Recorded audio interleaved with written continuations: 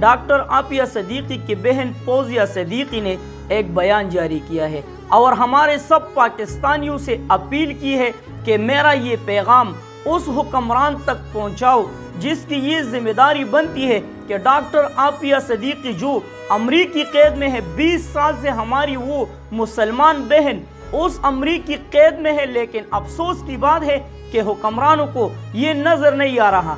आखिरकार फौजिया सदीकी ने भी अमरीका से ये बयान जारी कर दिया है कि अमरीका वाले भी इस बात पर मुत्तफिक है कि आफिया सदीकी को रिहा किया जाए, लेकिन पाकिस्तान की तरफ से कुछ न कुछ रिस्पांस जरूरी है। हमेशा मैं पुश्त में वीडियो बनाता हूँ, लेकिन आज कोशिश करूंगा कि टूटी फूटी उर्दू के साथ आप लोगों को ये पैगाम पहुंचाओ, क्योंकि ये पठान भाई ये कहते हैं कि नवीद भाई ऐसा पैगाम उर्दू में रिकॉर्ड किया करो। अफसोस की बात है, मैं आप लोगों को एक छोटा सा मिसाल आज देता हूँ। फौजिया सदीकी और जमात इस्लामी का एक बेहतरीन इंसान सेनेटर मुश्ताक अहमद से जो दोनों अकेले गए हैं, किस लिए? आफिया सदीकी को रिहा करने के लिए। आज हुक्मरानों के पास इतना टाइम नहीं है कि आफिया सदीकी के लिए मुश्ताक अहमद और फौजिया सदीकी के साथ मिलकर अमेरिका जाए और आफिया सदीकी का केस लड़े। फौजिया सदीकी आखिरकार मजबूर होकर ये पैगाम जारी करती है कि खुदारा हमारे साथ खड़े हो जाए। अमेरिका वाले भी ये कहते हैं कि पाकिस्तान की सियासत से अगर कोई रिस्पांस आया तो हम आगे काम करेंगे। आज जो लड़ाई सियासत की वजह से पाकिस्तान में हो रही है, तो मैं आप लोगों को वही मिसाल देता हूँ। अगर इस कुर्सी के लिए नवाज शरीफ के साथ मुलाकात लाजमी हो तो आप लोग क्या कहते हैं? पूरा जहाज नवाज शरीफ के पास जाएगा, वो भी सरकारी खर्चे पर।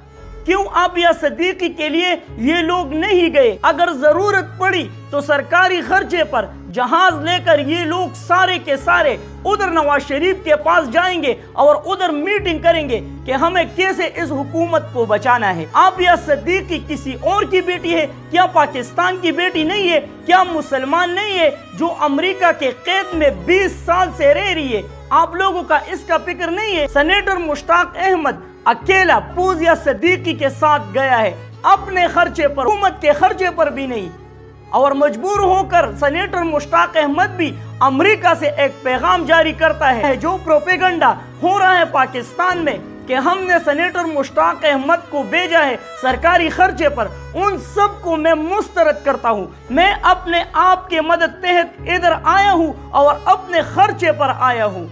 कितनी अफसोस की बात है, आज हुक्मरान इस पर खामोश है।